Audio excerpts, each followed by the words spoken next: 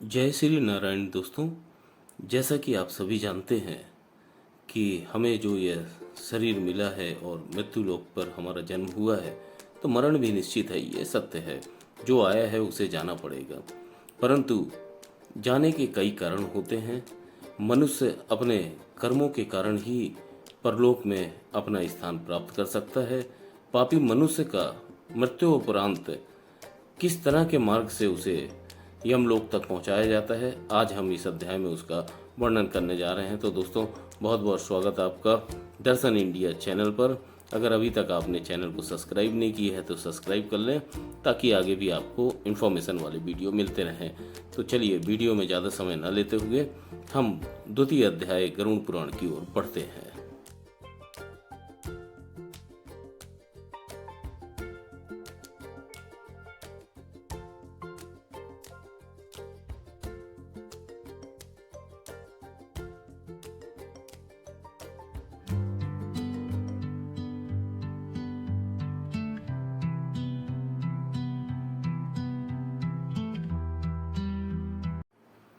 गरुड़ जी ने भगवान विष्णु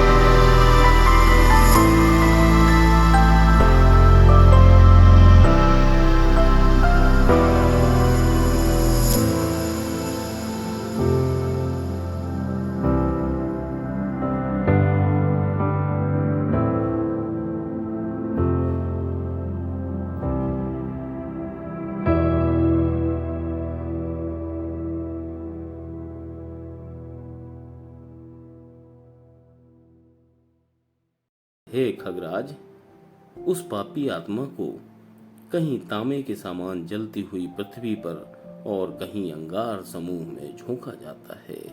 किसी किसी मार्ग में धुएं से व्याप्त रास्ते पर चलाया जाता है।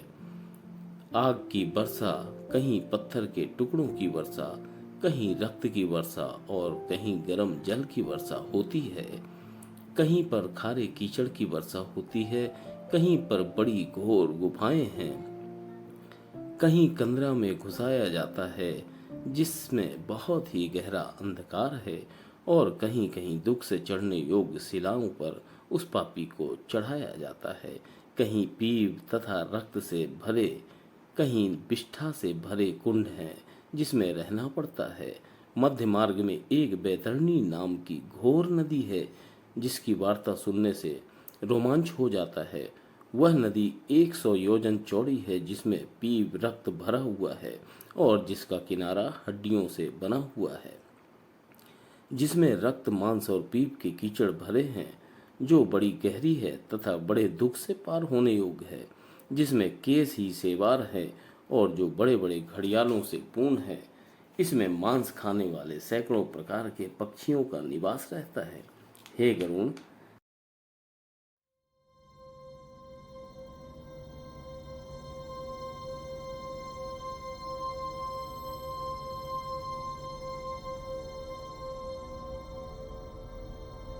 तप्त कढ़ाई पर घी खौलता है, उसी प्रकार पापी मनुष्य को आता देखकर उस नदी का जल खौलने लगता है और वह चारों ओर सुई के समान मुख वाले कीड़ों से युक्त है। वज्र के समान चोंच वाले गिद्ध और कौओं से वह नदी भरी पड़ी है और सुइस, घड़ियाल, मगर, जोंक, मछली, कछुआ तथा अन्य मांस भक्षक जलधरों से वह नदी भरी है। उस नदी में छोड़ा गया पापी जीव अत्यंत रोता है।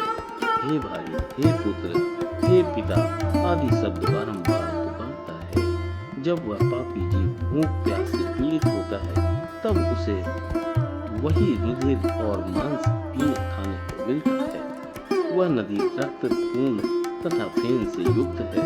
महाघोर गरजती हुई भयदायक उस नदी को देखने मात्र से वह पापी मनुष्य मूर्छित होकर गिर जाता है। उसमें अनेक प्रकार के सर्प और बिच्छू भरे हुए हैं, जिसमें गिरे हुए प्राणी की रक्षा करने वाला वहां कोई नहीं रहता। वह पापी जीव नदी के सैकड़ों हजारों भंवरों में पड़कर नीचे पाताल को चला जाता है, फिर क्षण भर में ऊपर को आता है। हे गरुड़, पापी जीवों के पतन के लिए ही वह नदी बनाई गई है। ऐसी कठोर और अत्यंत दुख को देने वाली नदी का आर पार भी नहीं दिखाई देता।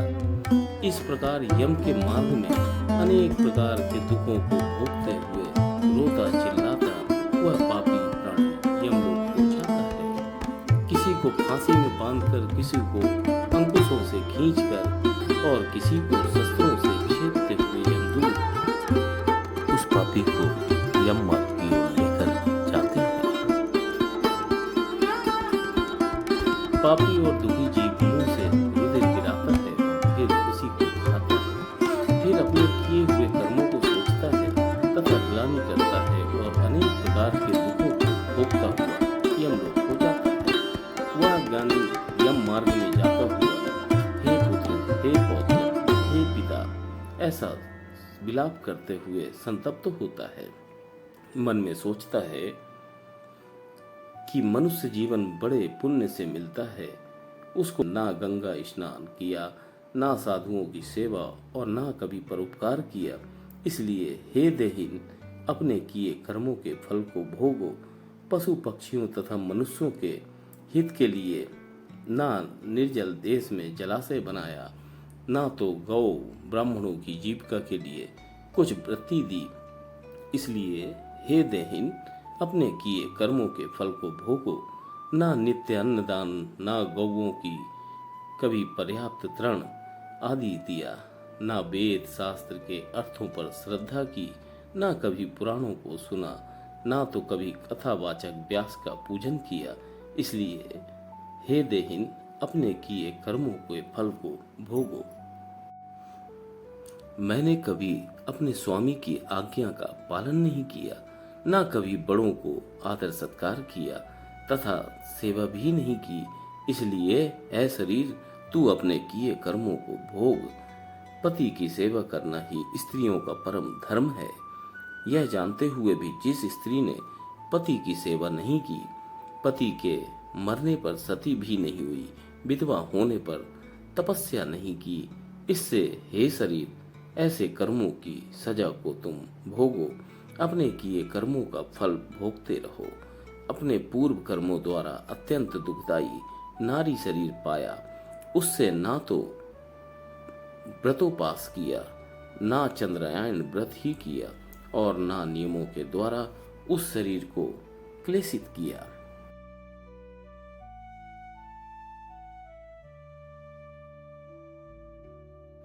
हे गरुड़, वह प्राणी विलाप करते हुए कहता है, मानव शरीर कहाँ चला गया? ऐसा कहता हुआ वह जीव यम मार्ग में जाता है।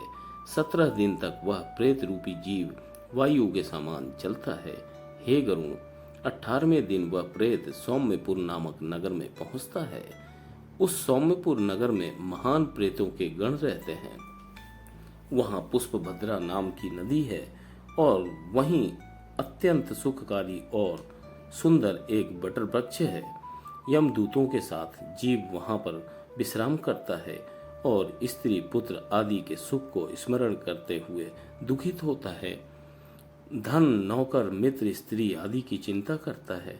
तब वहां के यमदूत कहते हैं कि धन स्त्री पुत्र भृत्य और सब सुख भोगने वाले कहाँ हैं? हे मूर्ख, अपने किए कर्मों के फल को भोगते हुए अधिक काल के मार्ग पर चलो। हे परलोक यात्री, तू यम के पराक्रम को नहीं जानता है। तुम्हारे जैसे प्राणियों के साथ चलने वाले हम यमदूतों के बल को तू नहीं जानता। तूने कभी ऐसा प्रयत्न नहीं किया जिससे यम यातना ना हो। अब तो मुझे निश्चय करके यमलोक को जाना होगा। इसमें अब कोई मोल भाव नहीं हो सकता। यमलोक को तो बालक भी जानते हैं। क्या तूने कभी यम यातना नहीं सुनी? क्या ब्राह्मणों के मुख से कभी पुराण भी नहीं सुना? यमदूत ऐसा कहकर मुग्धरों से मारते हुए तब तक उसे मारते हैं जब तक वह मूर्छित होकर गिर नहीं जाता। मूर्छित होने के बाद वह प्राणी फिर उठता है। पहुंचकर स्नेह अथवा श्रद्धा पूर्वक पुत्र पौत्रों द्वारा दिए मासिक श्राद्ध का भोजन करता है। फिर सौरीपुर को गमन करता है। सौरीपुर में यम के स्वरूप को धारण करने वाला जगम नामक का राजा है। उसको देखकर भयभीत हो जाता है और वह विश्राम करता है। उस नगर में पहुंचकर त्रिपाक्षिक श्राद्ध में दिए हुए अन्न जल का भोजन करता है और उस नगर को पार करता है। इसके बाद वह प्रेत शीघ्र से नागेंद्र भवन में पहुंचता है। वहां अत्यंत भयानक वन है। उसको देख दुखी होता है और रोता चिल्लाता है। निर्दयी यमदूत उसको बारंबार खींचते और घसीटते ले जाते हैं। उस वन को वह प्रेत 2 मास में पार कर पाता है। वहीं घर वालों द्वारा द्विमासिक श्राद्ध में दिए हुए अन्न जल और वस्त्र आदि को खाकर पहनकर फिर उन्हीं यमदूतों के साथ आगे को चलता है। तीसरे महीने में वह प्रेत गंधर्व पत्तनपुर पहुंचकर परिवार वालों द्वारा दिए पिंड का भोजन करके आगे को चलता है। चौथे महीने में सैलपुर नामक नगर में पहुंचता है। वहां पत्थरों की वर्षा से अत्यंत पीड़ित होता है। वहां चौथे महीने में दिए पिंड को खाकर कुछ सुखी होता है। फिर वह जीव 5वें महीने में क्रौचपुर में पहुंचता है। वहां 5वें महीने में दिए गए श्राद्ध आदि को खाकर क्रूरपुर में पहुंचता है, जहां अत्यंत निर्दयी प्राणी रहते हैं। 5.5 महीने में दिए हुए अन्न और जल को खाकर वहां ठहरता है। आधे मुहूर्त तक ठहरकर यमदूतों के साथ आगे को चलता है। वहां आधा मुहूर्त तक ठहरकर यमदूतों के ताड़न से कांपता अति दुखित होता हुआ वह प्राणी यमदूत उसे घसीटते हुए उस नगर से चल देते हैं।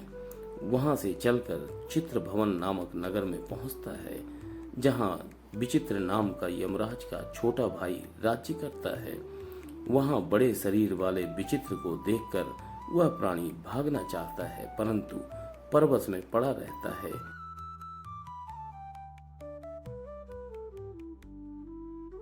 वह प्राणी दूतों के साथ चलता हुआ बैतरणी के किनारे पहुंच जाता है, जो अति भयानक है। वहां पहुंचने पर उसे बैतरणी पार करवाने वाले मल्लाह मिलते हैं कि हम लोग बैतरणी नदी के पार उतार कर पहुंचाने वाले हैं। यह नौका है, यदि तुम्हारा पुण्य हो तो आकर इस नौका पर बैठ जाओ। ज्ञान को देखने वाले मुनीश्वर के दान को वितरण कहा है। उस दान से जिससे तेरा बेड़ा पार हो जाए उसको बैतरणी कहते हैं। केवट और उस प्रेत से ऐसा कहते हैं, तूने गोदान किया है तो नौका से पार जा सकता है, अन्यथा नहीं। उनके वचन को सुनकर वह प्रेत केवल हाँ देव ही कहता है और वह नदी उबलने लगती है। उसे उबलती देखकर यमदूत उस नदी में पापी को छोड़ना चाहते हैं। वह जीव बहुत चिल्लाता है। 7वें महीने में बाहपद नामक नगर में पहुंचता है। हे गरुण, वहाँ पुत्र द्वारा 7वें महीने के दिए श्राद्ध अन्न आदि खाकर वह तृप्त होता है। हे पक्षियों के राजा गरुड़ जी, उस नगर को पार कर दुखदपुर में पहुंचता है। वहां आकाश मार्ग से चलता हुआ अनेकों प्रकार के दुखों को भोगता है। वहीं पर 8वें महीने के श्राद्ध में दिए हुए अन्न जल आदि को भोजन करके आगे चलता है। 9वां महीना संपूर्ण होते ही नाना कंदपुर जाता है। वहां नाना क्रंद गणों को देखकर अत्यंत दुख से व्याकुल होता है और चिल्लाता है। फिर यमदूतों के धमकाने से बड़े कष्ट से चिल्लाता हुआ 10वें महीने में सुप्त भवन में पहुंचता है। वहां 10वें मास के दिए पिंड और जल को खाकर तृप्त नहीं होता। फिर वहां से चलकर 11वें महीने में रौद्र नगर में पहुंचता है। वहां 11वें मास के दिए श्राद्ध जल आदि को खाकर 11.5 महीने के पूरा होते पयोवर्षण नगर में पहुंचता है। वहां प्रेतों को दुख देने वाले मेघ बरसते हैं। वहीं पर न्यूनाधिक मांस के दिए हुए श्राद्ध आदि को दुखद पूर्वक खाता है। वर्ष पूरा होते होते वह प्राणी शीतारण्य नगर में पहुंचता है। वहां हिमालय से भी 100 गुना अधिक शीत पड़ती है। शीत और भूख से पीड़ित वह जीव 10 दिशाओं में देखता है कि क्या कोई मेरा भाई बंधु है जो हमारे इस दुख को मिटा सके। तब उस जीव से यमदूत कहते हैं कि तेरा ऐसा पुण्य कहाँ है जिसमें पुण्य के बल से तू इस दुख से छुटकारा पा सकता है। यमदूतों के ऐसे वचन को सुनकर वह पीड़ित जीव वार्षिक श्राद्ध में दिए पिंड को खाकर धैर्य धारण करता है।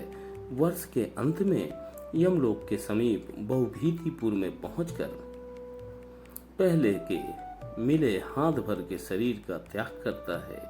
कर्मों के फल भोगने के लिए अंगुष्ठ मात्र का यातना शरीर पाकर यमदूतों के साथ चल देता है। हे कश्यप, जिन्होंने मरने के समय और दैहिक दान नहीं दिया, धर्म संचय नहीं किया, वे इस कारण यमदूतों के दृढ़ बंधनों से बंधे हुए कष्ट को भोगते हैं। हे गरुड़, धर्मराज के नगर में 4 द्वार हैं। उनमें से तुम्हें दक्षिण मार्ग का हाल बतलाया है।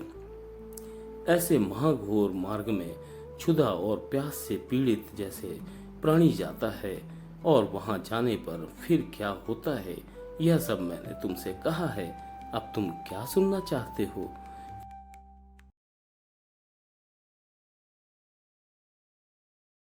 इस प्रकार समस्त कथा का श्रवण करते हुए श्री गरुड़ जी ने भगवान विष्णु का अभिवादन किया और उन्हें धन्यवाद कहा। हे प्रभु, आपने मुझे यम मार्ग की यातनाओं के विषय में पूरा विवरण दिया, उसकी मुझे कथा सुनाई है। इसके लिए आपको कोटि कोटि धन्यवाद है। जय श्री हरि नारायणाय नमः। ओम नमो भगवते वासुदेवाय नमः। साथियों, यह वीडियो कैसा लगा, आपको यह जानकारी कैसी लगी, कमेंट बॉक्स में कृपया जय नारायण लिखकर अपना मैसेज दें और अधिक से अधिक इस वीडियो को शेयर करें ताकि सभी को इस कथा का सार प्राप्त हो सके। और अगर आप वीडियो पर नए हैं तो हमारे चैनल दर्शन इंडिया को सब्सक्राइब करें ताकि आगे के नए वीडियो के नोटिफिकेशन आपको प्राप्त हो सके। अभी तक के लिए आपने इस कथा का श्रवण किया, बहुत बहुत आप सभी को धन्यवाद।